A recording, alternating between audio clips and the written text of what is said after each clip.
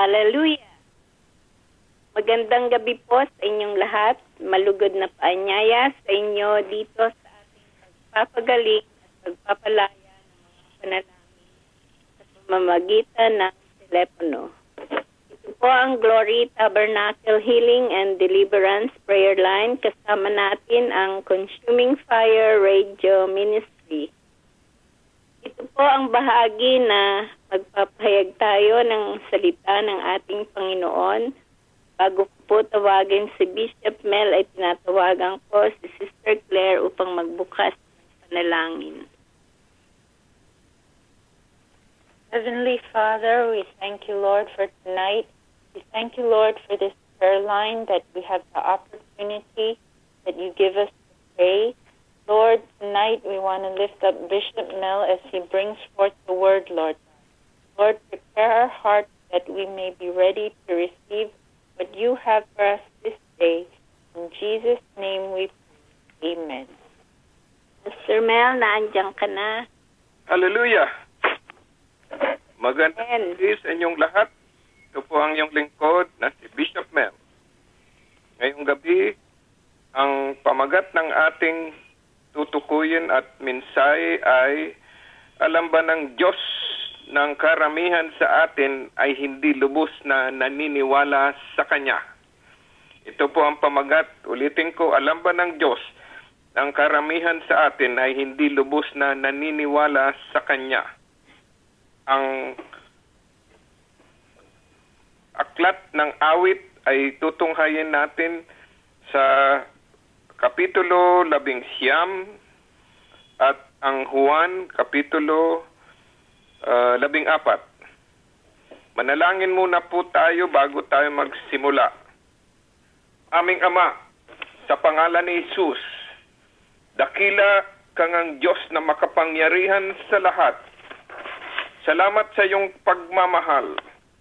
Salamat sa iyong kabutihan na minsang pangmuli na pinagkalooban mo ang iyong mga anak dito sa prayer line na mabigyan ka sa gabing ito na mabigyan ang iyong mga anak sa gabing ito ng pagkakataon upang magkatipon-tipon sa iyong harapan at mabigyan ka ng papuri, mabigyan ka ng pagsamba, mga panalangin at pagpapahayag ng iyong banal na salita sa pamamagitan ng iyong lingkod, si Bishop Mel. Kaya nga, Panginoon, sa gabing ito, dalangin namin na ang banal na salita na maririnig namin ay magsilbing tinapay ng buhay sa pamamagitan ng pagdaloy ng iyong mahal na Espiritu sa gawain ngayong gabi. At habang naririnig namin ang iyong banal na salita at katuruan, hayaan mo, Panginoon, na mapuno kami ng iyong kaluluwatian na magsilbing ilaw, magsilbing taguyod, at magsilbing lakas sa aming buhay.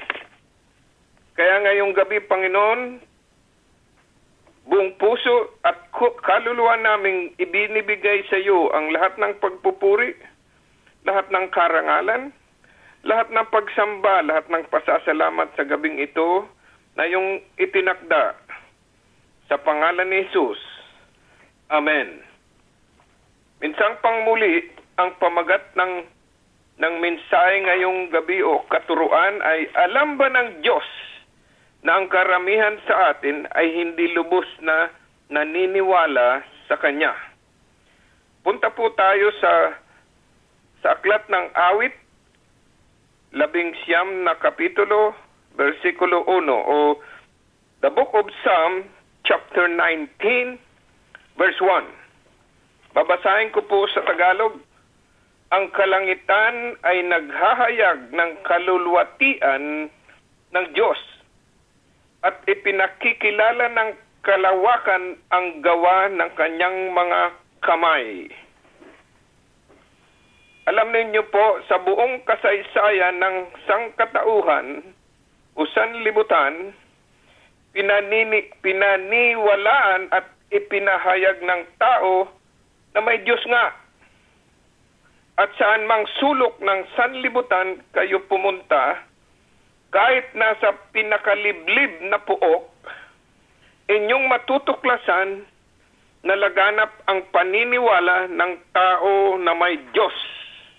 May Diyos nga. Gaano man sila kahuli sa silibasasyon, sila ay naniniwala na may Diyos nga. Nang si Jesus, ang Panginoong Jesus ay naririto pa sa lupa, sinabi niya na siya ang larawan ng Diyos. Kaya nga sa aklat ng Juan, Kapitulo 14, versikulo 9, sabi dito, babasahin ko po, ang nakakita sa akin ay nakakita rin sa Ama. Kaya nga, ngunit sa kabila, pakinggan nyo po, sa kabila ng marami niyang patutuo, may mga tumatanggi pa rin na siya ay Diyos o hindi pa rin lubusang naniniwala na may Diyos nga. Kaya nga, kanyang inihayag na ang Diyos ay may isang tao, hindi ko babanggitin ang pangalan, ngunit may isang tao, kanyang inihayag, bantog na tao, kanyang inihayag na ang Diyos ay patay. Kaya't ang Diyos ay wala rin sa kanyang buhay. Dahil sa sinabi niya na ang Diyos ay patay, ang Diyos ay wala rin sa kanyang buhay. Yan ba ay nagdulot sa kanya ng tunay na kasiyahan sa kanyang buhay? Kayo na rin ang magpasya ngayong gabi sapagkat siya, ang taong ito, ay namatay sa isang pagamutan ng mga baliw. Ang mahirap paniwalaan ay siya'y tumira. Itong taong ito ay tumira sa isang napakagandang lugar. Mayaman siya. Ang kanyang tahanan ay nasa tabi ng isang napakagandang lawa na ang tanawin ay palibot ng mga ng walang katulad na tanawin. Nasa kanya na ang lahat na bagay. Kaya nga sa awit kapitulo 11, versikulo 1 o the book of James chapter 19 verse 1, ulitin ko, ang kaluluwatian ng Diyos ay ipinahahayag ng kalangitan at ang kalawakan ay nagsasaad ng mga gawa ng kanyang mga kamay. Ngunit hindi nakita ng taong ito ang Diyos. Wala sa kanyang ang Diyos. Sabi niya, ang Diyos ay patay.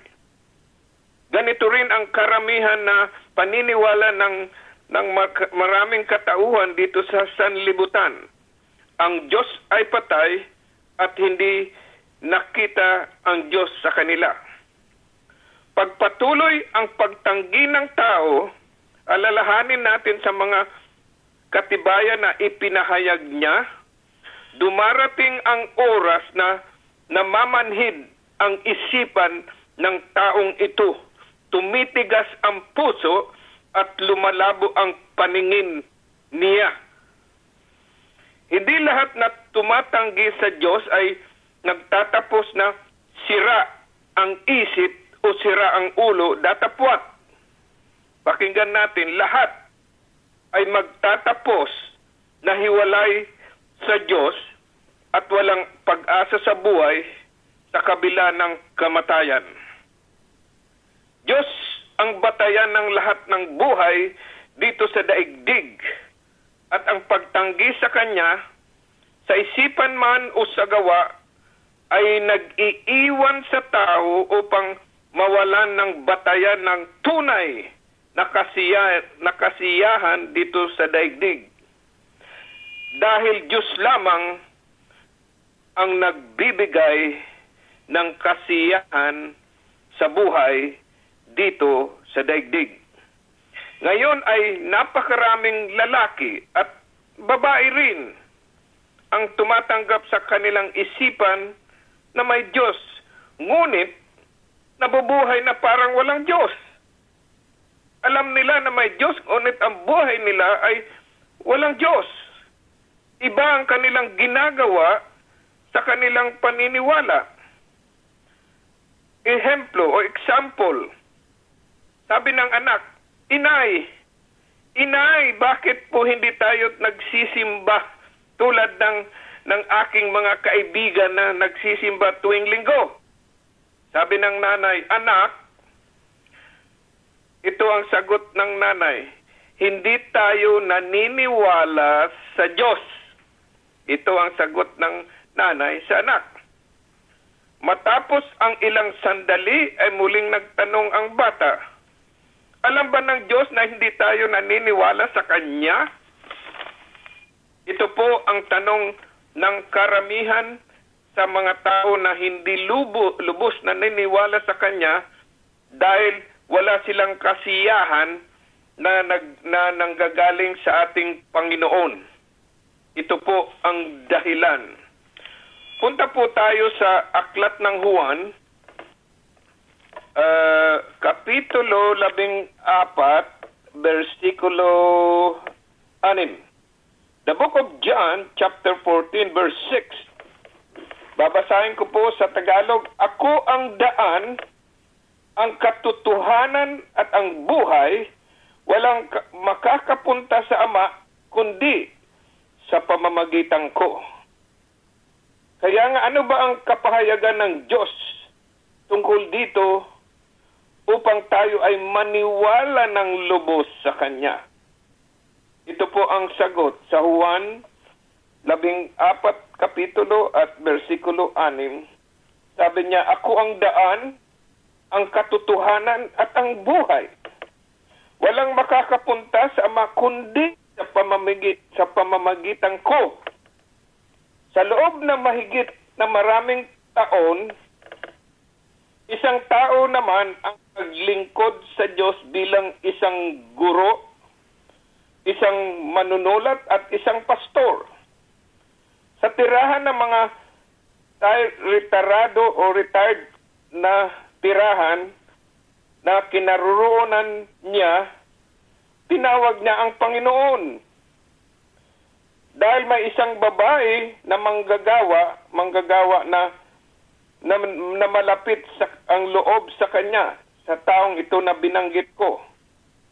Dahil sa kanyang paniniwalang ang Biblia ay isang aklat na mula sa Diyos. So may isang tao na nakakaalam ng aklat na mula sa Diyos, ang Biblia. Kaya nga itong taong ito nagtanong, yamang siya ay walang nalalaman tungkol sa Biblia, ipinakausap niya na ipaliwanag sa kanya kung bakit ang Biblia ay iba sa ibang aklat.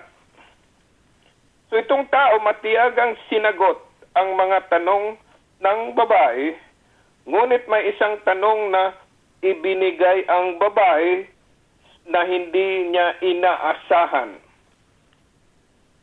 Ngunit sabi ng tanong sa kanya, sa maraming taon, ito ang tanong sa taong madunong.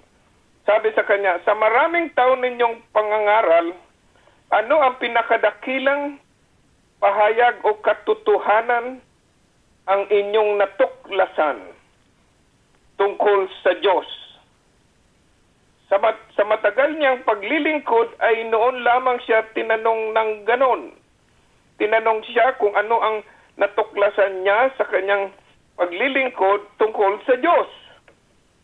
Kaya siya ay sandaling natigilan. Hindi siya makasagot ng lubos-lubusan. Ngunit sa wakas, siya'y sumagot. Sabi niya dito, iyon ay ang katotohanang ang Kristyanismo ay kapahayagan ng Diyos ng kanyang sarili sa bawat isa sa atin. Ito ang sagot ng tao. Kaya nga ang Ebanghelyo ay hindi lamang tungkol sa 4 na unang aklat ng Bagong Tipan o New Testament, kundi sa tunay na kahulugan ng Kristyanismo. Ang salitang Ebanghelyo ay mula sa dalawang salitang Griego na ang kahulugan ay magandang balita. Kaya nga punahin natin na ang salitang Ebanghelyo ay ang kahulugan ay magandang balita. Nang unang gamitin ang salitang ito ay may kaugnayan sa digmaan. Sabi dito, ang nagtatagumpay ay nagpapadala ng sugo sa kanilang kaharian na may dalang magandang balita. Dito nagsimula ang Ebanghelyo. Nagdadala ng magandang balita, balitang pagtatagumpay. Kaya nga sinugo rin ng ating Amang Diyos ang kanyang anak, ang ating Panginoong Hesus sa ating sanlibutan upang makasilamuha sa tao at mamatay para sa tao upang mapanumbalik ang tao sa Diyos Ama dahil din sa kanyang pag-ibig. Ang isa pang kaibahan ng Kristyanismo o Christianity sa ibang reliyon ay ang turong ang Diyos ay maaring personal na makilala ng tao na hindi totoo sa ibang reliyon. Sabi nga ni Apostol Pablo sa ikalawang Timoteo, Kapitulo 1, versikulo 12, sabi dito, kilala ko ang aking sinampalatayanan. Kaya nga ang Ebanghelyo ay nakasalalay sa isang persona na ang pangalan ay walang iba kundi Heso Kristo. Kaya nga maliwanag na kanyang itinurong siya'y Diyos. Sinabi rin niyang siya'y papatayin ngunit mabubuhay pagkatapos ng 3 araw. Ito ang kapahayagan ng Diyos upang ang tao ay lubos na maniwala sa Kanya. Dahil sa ngayon, marami pang hindi lubos-lubos na naniniwala sa Kanya.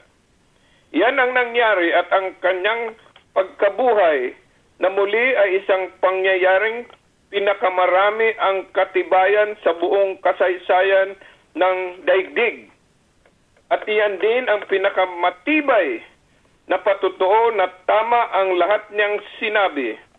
Ang pinakadakilang pahayag ay ang katotohanang inihayag ng Diyos, ang kanyang sarili at nakita natin ang kanyang kaluluwatian sa pamamagitan ng kanyang pagkamatay sa cross at nabuhay na muli upang iligtas tayo sa ating mga kasalanan at magkaroon ng buhay na walang hanggan sa piling niya.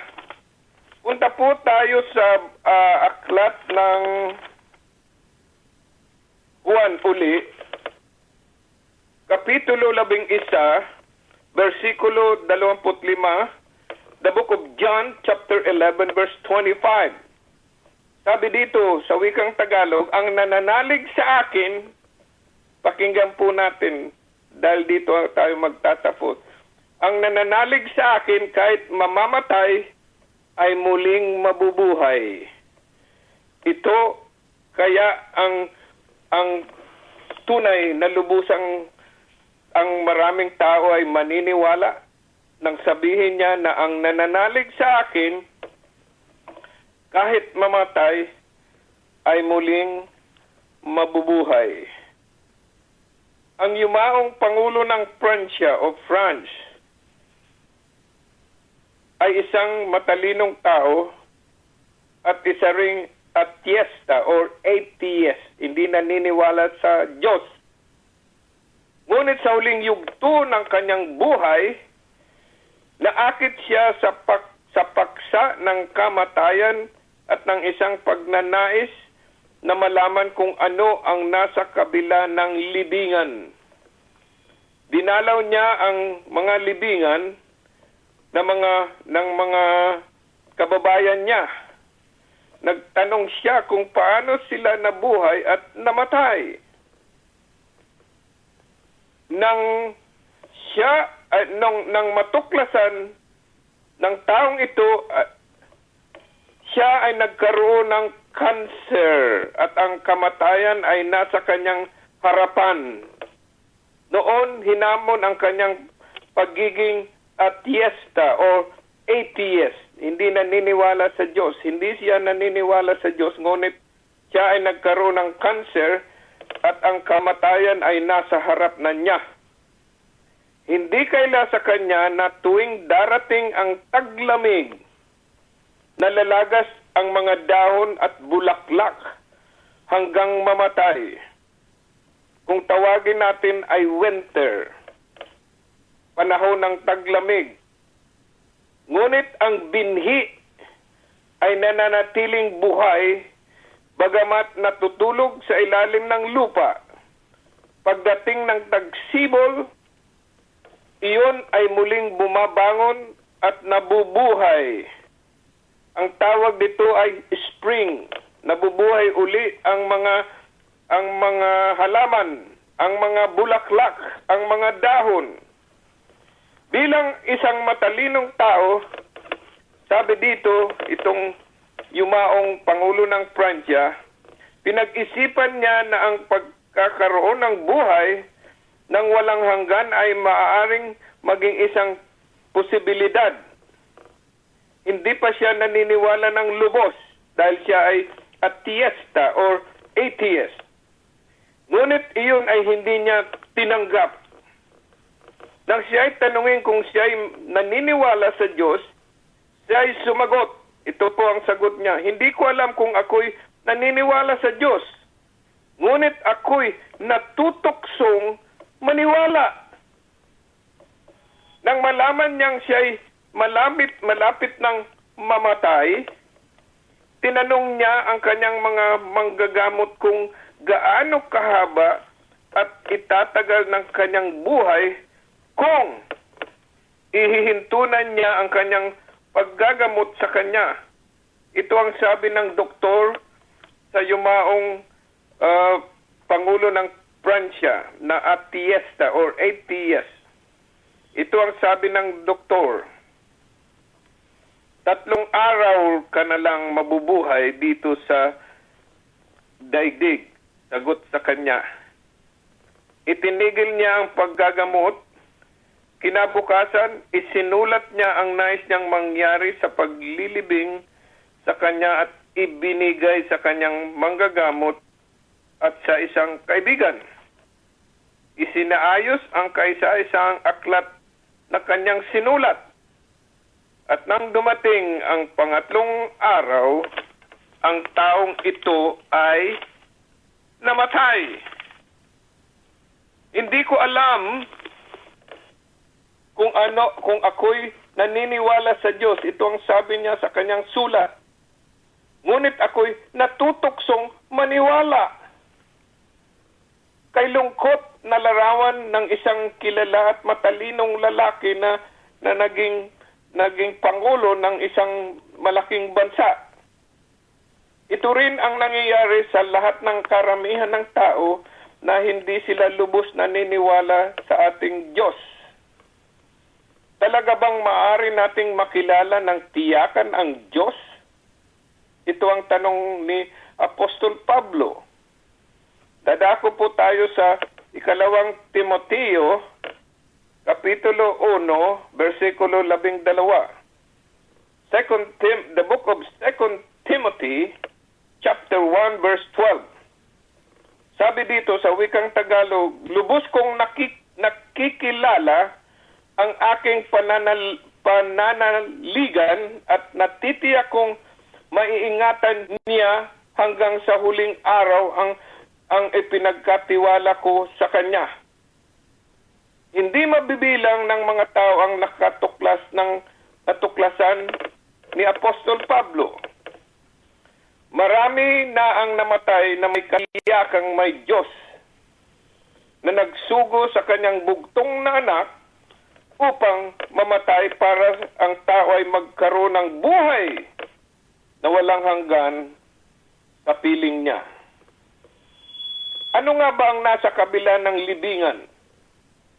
After death, ano nga ba ang nasa kabila ng libingan? Ito ang tanong ko sa lahat ng mga nandito sa prayer line. Alam nyo, ang sagot ay maaari lamang ibigay niya na namatay at muling nabuhay upang sabihin sa tao kung ano ang naruroon. Sabi nga ni Juan sa aklat ng Juan, Kapitulo 14, versikulo 2 hanggang 3, the book of John, chapter 14, verse 2 to 3. Wika ni Jesus, sa bahay ng aking ama ay maraming silid o maraming apartment o silid sa Tagalog. Kung hindi gayon, sinabi ko na sana sa inyo at paruroon ako upang ipaghanda ko kayo ng matitirhan. Hallelujah. Kapag naroon na ako at naipaghanda na kayo ng matitirahan, ito ang sabi niya, babalik ako at isasama kayo sa kinaroroonan ko. Huwag kayong basta matutukso na lamang at maniwala. Maniwala kayo ng lubusan dahil ito ang katotohanan na ako'y babalik at isasama ko kayo sa aking pinaroroonan.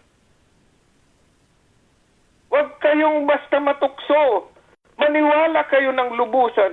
Ang kailangan ay ganap na pagtitiwala sa ating Panginoon na namatay siya at muling nabuhay. Gayon din ba tayo? Ay ito ba ang ating paniniwala? Alam ba ng Diyos na ang marami sa atin na hindi lubos naniniwala sa Kanya? Ito po ang tanong at dito po nagtatapos ang ating katuruan at mensahe ngayong gabi. Ako po ay magtatapos ng panalangin sa gabing ito. Aming Ama, sa pangalan ni Jesus na aming tagapagligtas, salamat sa iyong kabutihan na minsang pangmuli ay pinagkaluban mo ang iyong mga anak ng pagkakataon sa gabing ito upang magkatipon-tipon sa iyong banal na harapan at mabigyan ka ng lubos na pagpuri, pagamba at pagpapahayag ng iyong banal na salita sa pamamagitan ng iyong lingkod. Dalangin namin ngayong gabi na tutugunin mo ang pangangailangan ng bawat isa sa amin na dumalo dito sa mga panalangin buhay o prayer line live. Dahil alam mo ang bawat kalagayan namin bago pa ito mangyari. Panginoon, salamat na ikaw ay namagitan sa bawat isa sa amin na nasa harap mo sa gabing ito. Ang iyong mga lingkod at ang iyong mga anak. Ikaw, Panginoon, ay nasugatan dahil sa aming mga kasalanan. Ikaw nga po ay binugbog dahil sa aming mga kasamaan. At kami po ay gaya ng mga tupang ligaw na minahal mo pa rin at pinasan mo ang aming kasamaan. At kung ano po ang pagkasagip mo sa bawat isa sa amin na narito sa harapan mo, dalangin namin na gawin mo rin po sa lahat ng walang ilaw sa kanilang buhay, lalong-lalo na po ang aming bansang Pilipinas, kasama na po ang bansang Amerika at ang mga bansang hindi kumikilala na ikaw nga ang Diyos ng lahat ng mga nilikha. Sa gabing ito, dalangin namin na kakalagan mo ang aming mga tanikala at kami ay maniniwala sa iyo, Panginoon, ng lubos-lubusan na hindi kami magkakaila na ikaw nga ang Diyos na nagbigay buhay sa amin. Panginoon, lalo-lalo na ang aming mahal na bansang Pilipinas at lahat ng aming kababayan, 10 ng aming mga mahal sa buhay at mga kamag-anakan dito sa Amerika at sa Pilipinas. Iligtas mo po sa kanila, iligtas mo po sila at bigyan sila ng katalinuhan na ikaw nga ang Diyos na nagmamahal sa amin at namatay ka nga para Panginoon, patawarin kami ang aming mga kasalanan, Panginoon. Kaya nga minsang pangmuli, itinataas namin ngayong gabi ang mga nawawala sa landas. Lalong-lalo na po ang may mga sakit at ang may mga karamdaman sa kanilang pangangatawan at sa kanilang pag-iisip. Hipuin mo po ang bawat isa sa kanila dahil sa iyo lamang makakamtan namin ang iyong kagalingan. Hayaan mo po, Panginoon, ang banal na salita na narinig namin ngayong gabi ay magsilbing tinapay ng buhay, magbigay ng lakas, magsilbing ilaw, magtataguyod at magtutuwid sa aming pisikal at spiritual na pamumuhay. At dalangin namin na kami ay maging saksi, ang bawat isa sa amin ng iyong sariwang pag-ibig na maghahatid sa bawat isa sa amin sa buhay na walang hanggan sa piling mo. Panginoon, kung ano ang mga dinaranas na walang ibang layunin kundi maitanghal ang iyong kaluluwatian sa aming buhay. Hayaan mo po, Panginoong Hesus, na dumaloy ang iyong biyaya at katugunan sa bawat pangangailangan ng bawat isa na dumalo dito sa Prayer Line Live o mga panalangin buhay. Ngayong gabi, alam mo kung sino ang pinaghihinaan ng loob, Panginoon. Dahil sa bagyo ng buhay na kanilang dinaranas, ang mga nawawala ng pag-asa sa buhay. Alam mo, Panginoon, kung sino ang nangangailangan ng trabaho. Alam mo kung sino ang dumaranas ng kapighatian, kalungkutan sa buhay. Dahil lahat ng bagay hindi lingid sa iyo, Panginoon. Dahil sa iyo lamang matatagpuan ang kasagutan ng lahat ng aming pangangailangan sa buhay. Dalangin namin ngayong gabi, Panginoon, ang iyong banal na salita ay patuloy na hawakan ang aming puso upang hindi kami magkasala, Panginoon. At bilang mga anak mo, damitan mo kami ng iyong habag.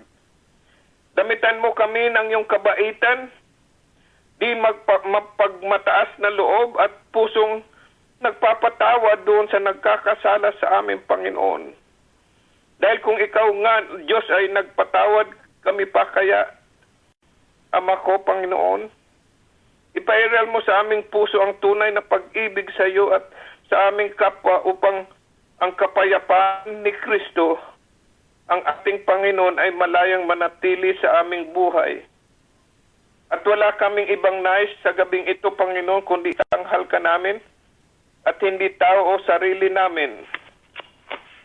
Mula ngayong gabi, dalangin namin, Panginoon, na gagabayan mo ang bawat isa sa amin na magkaroon ng matatag na pananampalataya sa iyong nalalapit na pagbabalik, dahil ito nga ang hudyat ng mga huling araw ng sanlibutan. Upang ang hindi pa lubusang nakakikilala sa iyo ay magkaroon ng pagkakataon na makabahagi ng iyong biyaya na iyong ipinangako doon sa mga magmamahal at iibig sa iyo. Sa gabing ito na iyong itinakda, buong puso at kaluluwa naming ibinibigay sa iyo ang lahat ng pagpupuri, lahat ng karangalan, lahat ng pagsamba at lahat ng pasasalamat sa pangalan ni Jesus na nagbigay ng kanyang buhay, nag-alay ng kanyang dugo at nabuhay na muli sa pamamagitan ng Espiritu ng Ama. Salamat, Panginoon, sa gabing ito. Sa pangalan ni Jesus. Amen. Hallelujah.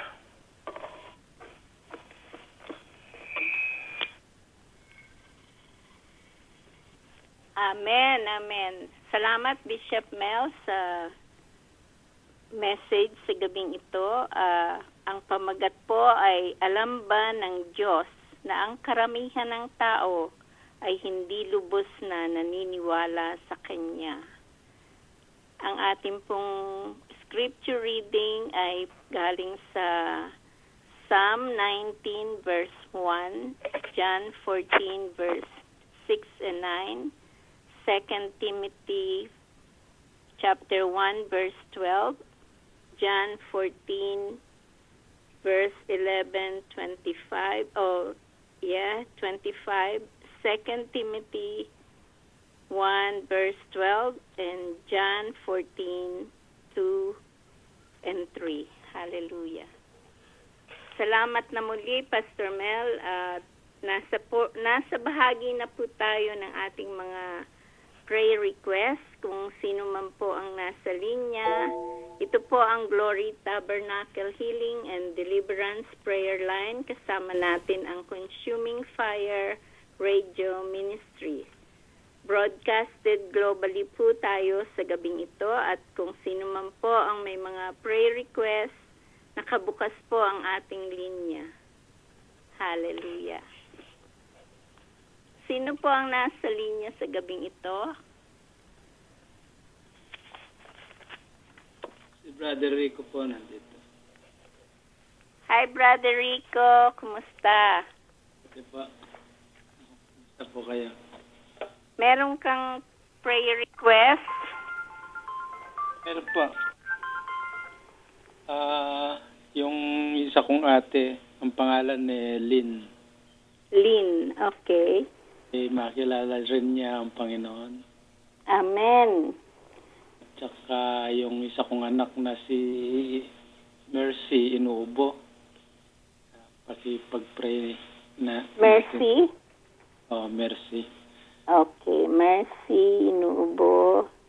Tapos ang misis ko si Shirley, meron naman siyang malilit daw na bato sa May bato siya? sa gallbladder? Gallbladder nga tayo. Oo. Yung abdo, ano ba yung abdo? Abdo. Abdo. Oo. Tagalog. No. Abdo ba? No, hindi liver yun. Gallbladder nga. May bato, ano? Yan lang, sister. Okay, Celine, salvation. Si Mercy, yung ubo niya. Okay, inuubo. Ikaw? Naway bigyan ako ng wisdom ng Panginoon na makilala ang kanyang mga daan, ang kanyang mga ways. Amen. Magandang prayer request yan. Hallelujah. O sige, ipapanalangin ka ni Sister Claire sa gabing ito. Okay, Brother Rico? Heavenly Father, we thank you, Lord, for tonight. We thank you for the word that you gave us through Bishop Mel. Lord, most of the people don't really believe in you, Lord God. But Lord, we pray that you would open their eyes, open their hearts, that, Lord, as the Holy Spirit touches them, as they come to know you and you reveal yourself to them, Lord God, that, Lord, they will accept you as their Lord and Savior, Lord.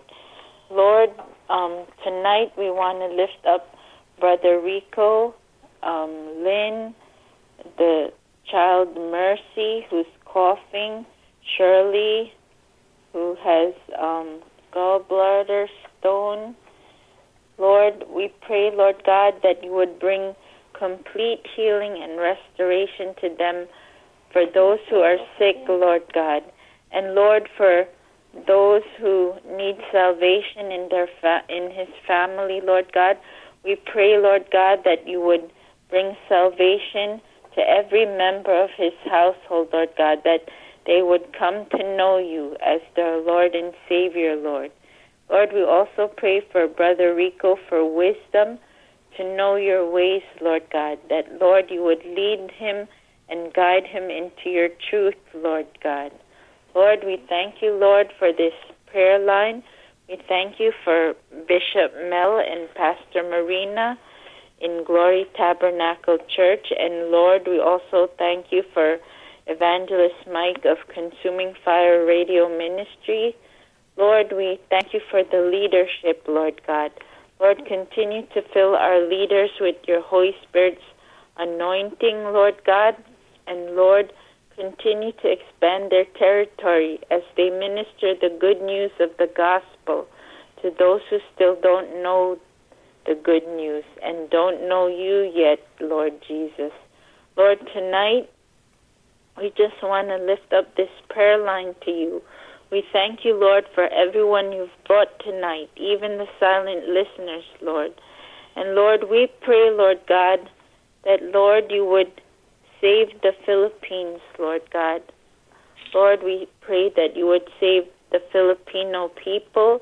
And Lord, we pray for our country, the leaders, Lord God, everyone, Lord, who has a position in our nation, Lord God, that, Lord, you would strengthen our leaders, Lord God. Let them turn to you, Lord.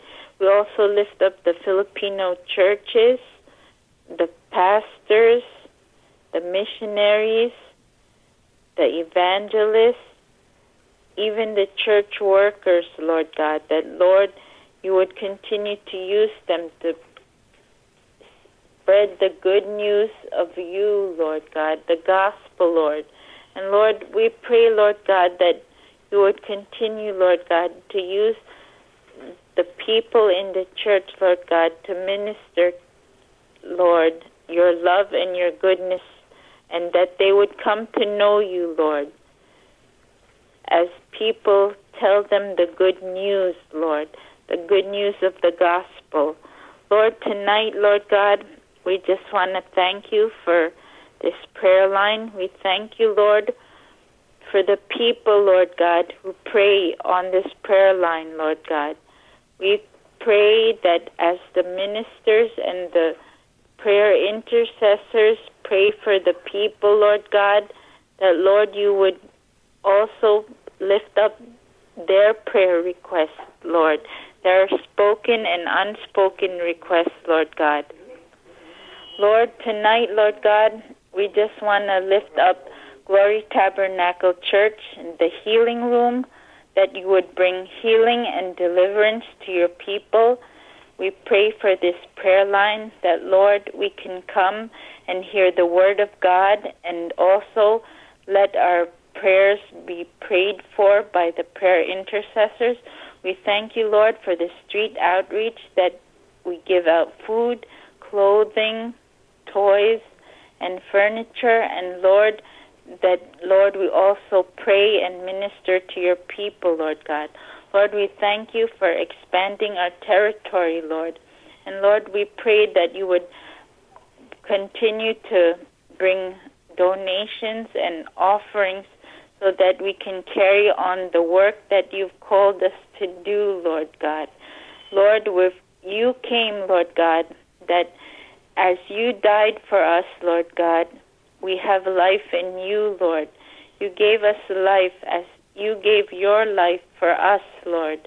And, Lord, we also thank you, Lord God, that, Lord, you came not to be served, Lord God, but to serve your people, Lord God, and to lift them up, Lord God. Thank you, Lord God, for being so good to us, Lord God. Thank you for your presence, Lord. And tonight, Lord God, we just want to thank you for the privilege and the honor that we have of praying for your people tonight. In Jesus' name we pray. Amen. Amen. Salamat, Sister Claire. Patuloy nating ipanalangin ang mga kapatiran natin na nag-pray request tungkol sa kanilang healing, at gayon din ang mga umuwi sa ating bansa, sa Pilipinas, na nawa ay gamitin sila ng ating Panginoon upang mag-spread ng good news or mag-spread ng magandang balita sa mga taong hindi pa nakakakilala sa Kanya. Gayon din, marami ng patotoo na katulad kahapon ay may patotoo si Sister Connie na medyo magaling-galing na siya. Nagkaroon po siya ng pneumonia na galing sa inaalagaan niyang matanda. Nagkaroon din siya ng pneumonia, pero ang matanda ay namatay na.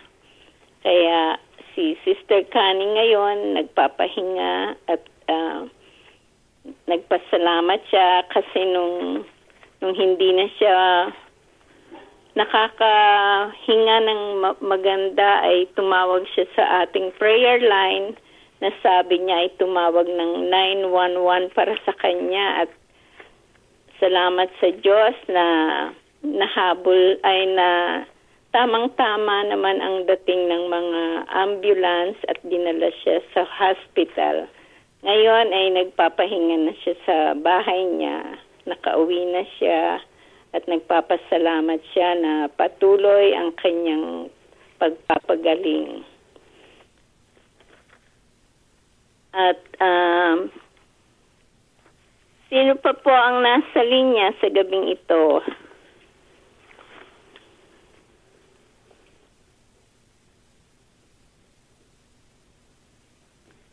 Do you have a prayer request, Claire? Yes, I have a prayer request.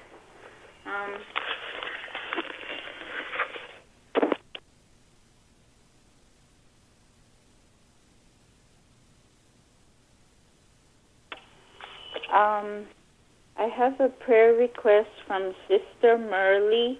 Her patient passed away. She went to be with the Lord. She died peacefully. Please include in your prayer comfort for her family, especially the salvation for all her family. Thank you. Heavenly Father, we lift up to you the family of Ophelia, that Lord, you would bring comfort to them as their family member passed away, Lord God. And Lord, we pray that they would come to know you as their Lord and Savior, Lord God. Lord, we pray, Lord God, that you would open their eyes, open their hearts, let them receive you into their lives, Lord God. Let them come to know that you love and care for them, Lord God. Lord, we thank you, Lord God, for her, Lord God, that, Lord, if her whole family doesn't know you yet, we pray that they will come to know you, Lord God. And Lord, if Ophelia was a Christian, Lord God, we pray that her life would be a testimony of your goodness, Lord God, of your healing, Lord God, of everything, Lord God, that you've done in her life, Lord God. It would be a testimony to her family of what her life was and how their lives would be as they follow her example and follow you, Lord God.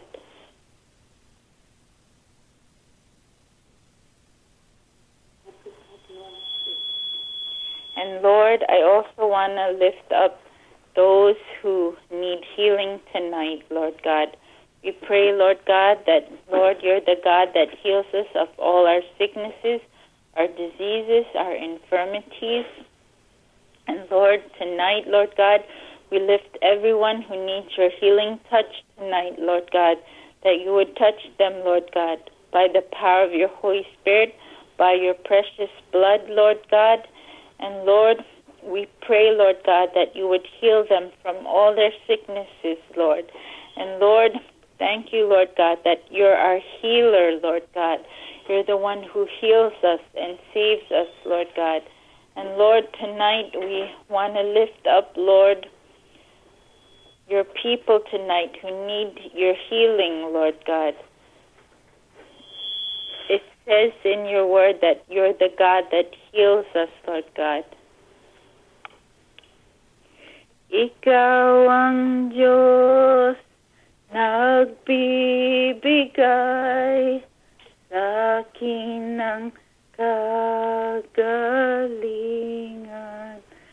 Salita mo, ako ay gagaling. Ikaw ang kagalingan. You are the God that healeth me. You are the Lord, my healer. You sent your word and healed my disease.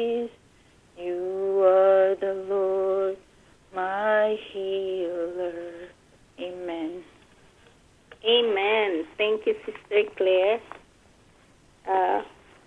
Patuloy tayo sa ating paksa sa gabing ito na ang ating pong paksa ay alam ba ng Diyos na ang karamihan ng tao ay hindi lubos na naniniwala sa Kanya? Hallelujah. Binasa natin ang Psalm 19 verse 1, John 14 verse 6 and 9, John 14 verse chapter 11 verse 25, 2 Timothy chapter 1 verse 12 at John 14 verse 2 and 3. Hallelujah. Sino ang makapagbibigay ng comment about sa paksang ito? Totoo na marami pang hindi nakakakilala sa Kanya at gayon din may mga taong naniniwala ngunit hindi lubos na naniniwala sa Kanya. May mga pag-aalinlangan. Sino po ang gustong mag-comment sa mga paksang ito? Sister Kate, andiyan ka?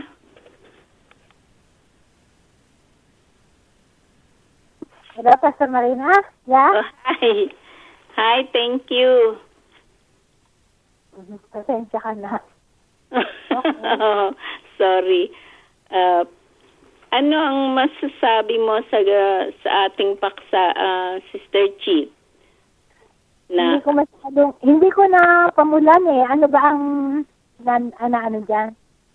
Ang title ay alam ba ng Diyos na ang karamihan ng tao ay hindi lubos na naniniwala sa Kanya?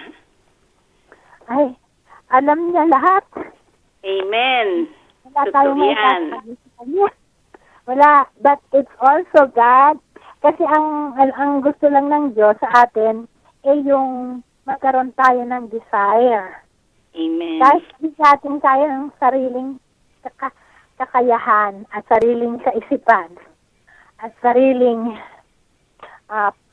paggawa ng ating pananampalataya, kapag ibinigay natin at sinuran natin ang ating puso at ating buhay sa Panginoon, ay siya ang magpapatakbo. Kahit sabi nga ng Bible, a man plans his course, but the Lord orders his steps. So kahit manong planong gawin natin, ang Diyos pa rin ang nangyayari. Kasi Amen. Kontrolado niya lahat, pati nga breath natin, kontrolado niya. Ang gusto lang niya, mag-surrender tayo sa Kanya. At aminin natin na wala talaga tayong magagawa. At siya lang talaga ang makaka-satisfy ng ating kung anong desire natin. Supposing, kinonsib natin sa heart natin na ako, Lord, walang nakakalam. Kahit hindi mo sabihin sa bibig mo, pero nasa heart mo na, Lord, ito ang gusto ko. Gusto kong mag-aral. Gusto kong magpatrabaho.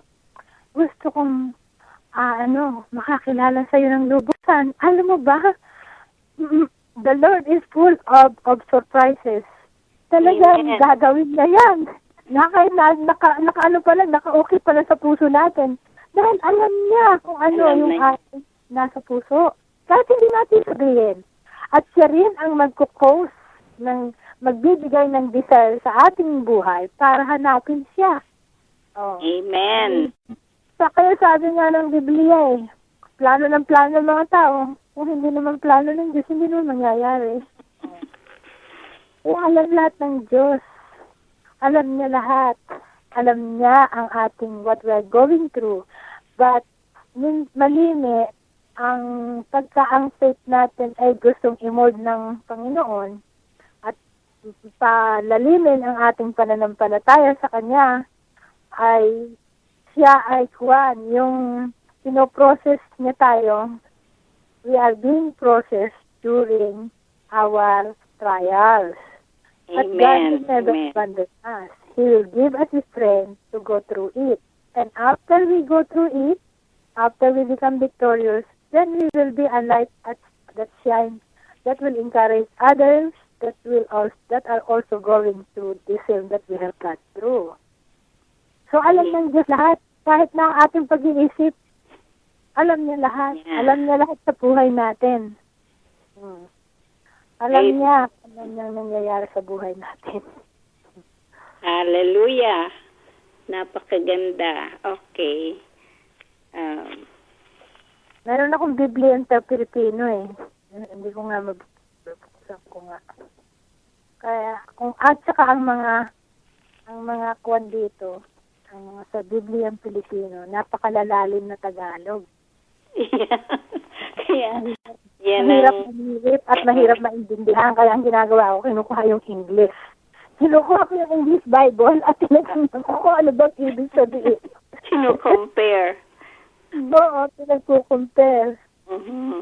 Oo. Ang alam niya lahat, alam niya na nga ang simula at katapusan ng ating buhay eh. Amen. Amen. Rin ng Panginoon. Yeah. Kaya, sabi ni St. Paul, Lord, saan ako pupunta? Sa taas, nandun ka. Sa baba, nandun ka. Saan ako pumunta? Nandun ka. Saan ako pupunta kundi sa'yo? Hindi ka makakapagtago. Kahit na magtatago tayo, at minsan nga yung talagang mess, yung sinasabi nilang, na mess up na. Talagang wala na, na-rock bottom na. Pero yung kamay ng Panginoon, hinahango pa rin tayo at binabago. Naku, kung makikita natin yung mga testimony ng mga famous preachers, ay talagang makakaiyak. You know? Nakakaiyak. Yeah. Yan ang pagkakataon pag nasa rock bottom na tayo, doon siya hinahango niya tayo at saka nagpapakilala siya sa atin. Hallelujah. Purihin ng Panginoon. Salamat, Ate Chip. Purihin ng Panginoon. Amen. Amen.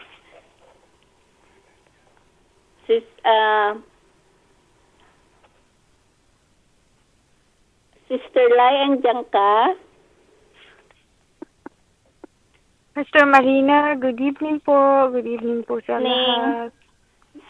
Okay. Salamat, nakapasok. Nagpapasalamat nga ho ako sa Panginoon kasi talagang siya ang sagot sa lahat ng problema.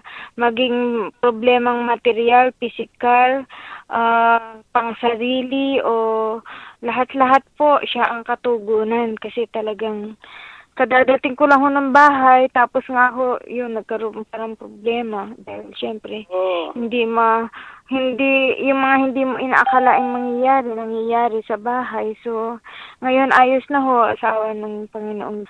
Salamat po, Panginoon, sa lahat ng bagay-bagay na kayo po ang aming dakilang tagapagligtas, dakilang taga-suporta ng lahat ng aming pangailangan, hindi lamang po spiritual, physical, at lahat na po, Panginoon. Salamat po sa pagiging kasagutan ninyo sa lahat ng aming mga pangailangan. At sa gabing ito po ay pinananalangin namin na nawa po ay palakasin mo po ang kalooban ng lahat na kung sino man po ang pinanghihinaan ng pananampalataya sa inyo at pagtitiwala. Panginoon, muli po ninyong buuin at pagtibayin at palakasin ang kanilang paniniwala, pagtitiwala at buong pusong pagbibigay lubos na tiwala sa inyong tahimik na nakikinig, Panginoon. Alam niyo po ang lahat ng kanilang kahinaan. Alam niyo po ang lahat ng kanilang suliranin na dinadanas sa kasalukuyan, Panginoon. At ang kasagutan po ay kayo lamang, Panginoon. Hari nawa po na sila ay pagbuksan po ninyo ang kanilang puso at kaisipan na makita ang tunay na pagmamahal ninyo, Panginoon, sa kanila at sa amin lahat. Ito po ang aming samo at dalangin sa pangalan po ng inyong anak na si Jesus, kasama po ng Banal na Espiritu Santo. Amen. Amen. Amen. Salamat, Sister Lai. Sa papuri sa inyo sa Diyos. Amen. Amen. Sister Jo, andyan ka?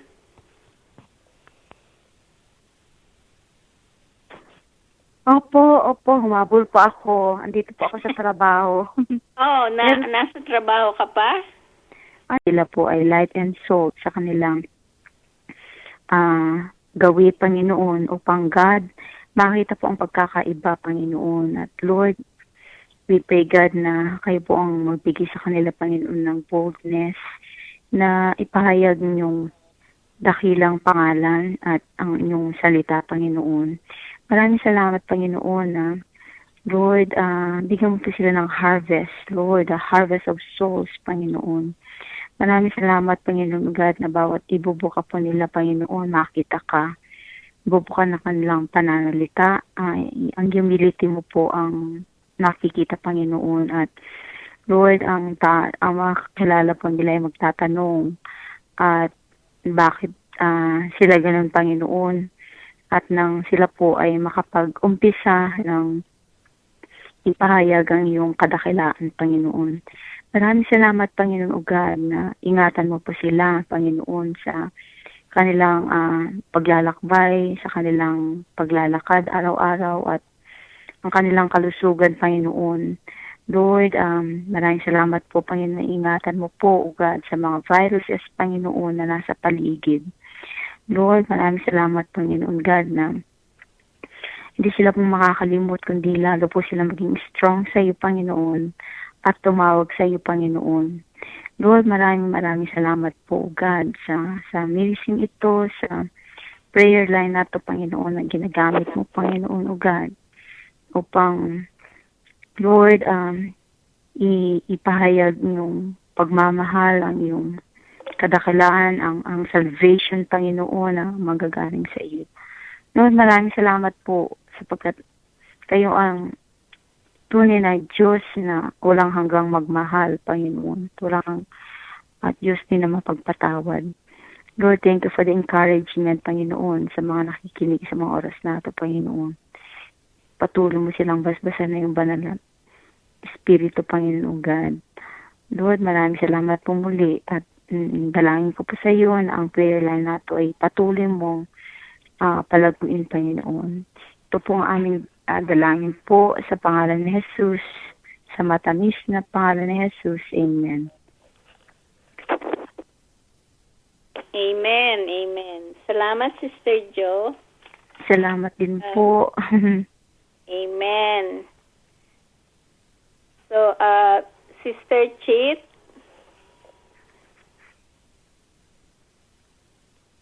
Yeah. Maaring pakitaas ang complete healing sa mga taong katulad ni Sister Connie, complete healing. Si Sister Juliet, hindi namin alam kung anong nangyari sa kanya. We haven't heard from her from Wednesday. Yun lang ang last na communication, Wednesday last week. Gayon din ang pakipray si Sister Samantha na naghahanap siya ng tirahan, na magkaroon siya ng favor. At pagkatapos niyan, Sister Chit, pwede ka nang mag-close. You close tonight. Pinaalaala rin sa akin ng Panginoon yung aming isang kasama sa simbahan.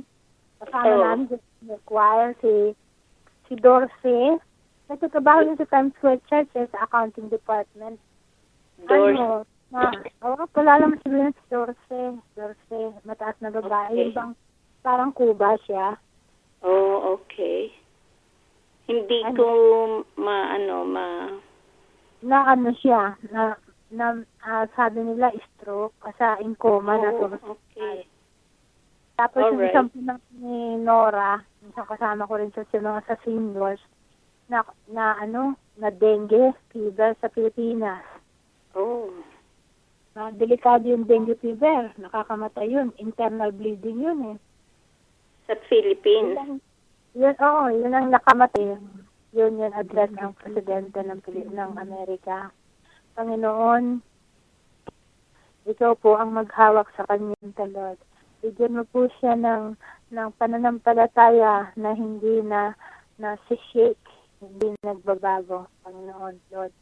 At nagtitiwala kami sa Panginoon na ikaw ang magkagawa ng paraan para siya magkaroon ng tirahan at patitibayan mo ang kanyang pananampalataya kung magamit mo siya. Pagpapalawak ng iyong kaharian. Ganun po si Dorsey, Panginoon, na sa oras nito nasa hospital. Panginoon, siya ay anak mo, Panginoon, Lord God. Huwag mo po siyang pabayaan, Panginoon. Huwag mo po siyang hiwalayan. Palakasin mo po ang kanyang espiritu. Hipuin mo po siya. Ang buong niyang katawan, mula sa ulo hanggang paa, Panginoon. At lukubin mo pang iyong at hayaan mo pang iyong banal na espiritu na maging kasama niya kahit saan siya naroroon. Ang alam ko po ay nasa hospital siya, Panginoon, Lord. So, bisitahin mo po siya, Lord. Nangusap po sa kanya at hipuin mo po ang kanyang karamdaman na siya ay gumaling, Panginoon, at magamit sa pagpapalawak ng iyong kaharian. Ganon din po, Panginoon, yung pamangkin ni Nora na karoon ng dengue. Panginoon, Lord, ikaw po ang mag-control ng sitwasyon. Ikaw po ang magbigay ng finances nila. Alam niyo po, sa Pilipinas napakasirap ang hospital. Kaya ikaw po, Panginoon, magagawa ng paraan po magkaroon sila ng finances, Lord, para sa pagka-hospital. At ganoon din po, Panginoon, hipuin mo po siya mula ulo hanggang paa, Panginoon, pagalingin mo po at magtotoo na iyong katapatan sa kanyang buhay. Salamat po, Panginoon. Itinataas din po namin ang lahat ng may sakit sa oras na ito, Panginoon. Hipuin mo po. Hipuin mo po ang bawat parte ng katawan ng lahat ng mga intercessor na may sakit, Lord, na may karamdaman at kung ano man po ang nararamdaman. Sapagkat ikaw ang aming tagapagpagaling at naniniwala kami, nananampalataya kami, Panginoon, na walang imposible sa iyo.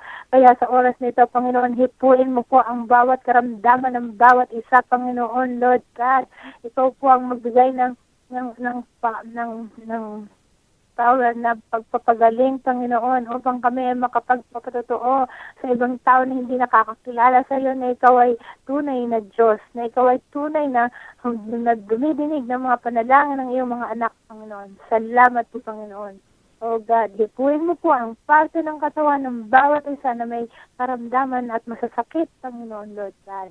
Panginoon, salamat sa iyong pagdinig sa aming panalangin ngayong gabi. Salamat sa iyong presensya sa prayer line na ito.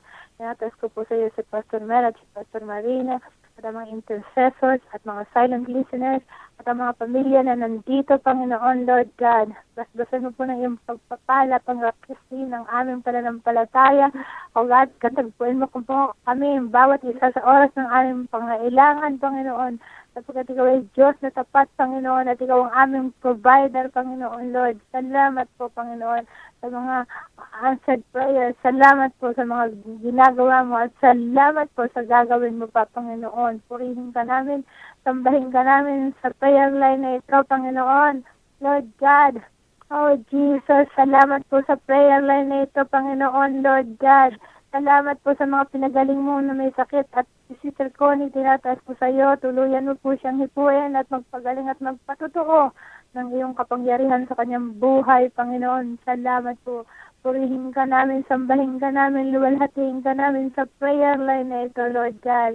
Panginoon, salamat sa iyong pagpapala. Salamat sa iyong blessing. Salamat po, Panginoon. Salamat po sa aming mga anak. Oh Lord, na pinatatag mo sila at nilapit mo sila sa iyo upang sila rin ay makakilala sa iyo. At ang aming sambahayan, salamat po ng yung mga hindi nakakakilala ay nakakilala na, Panginoon. Salamat po, Ama. Purihin ka namin, sambahin ka namin, luwalhatiin ka namin ngayon at magpakawalang hanggan. Sa pangalan ni Jesus. Amen. Amen, amen. Salamat, Sister Chit. Tayo po ay magpuri sa ating Panginoon. Hallelujah.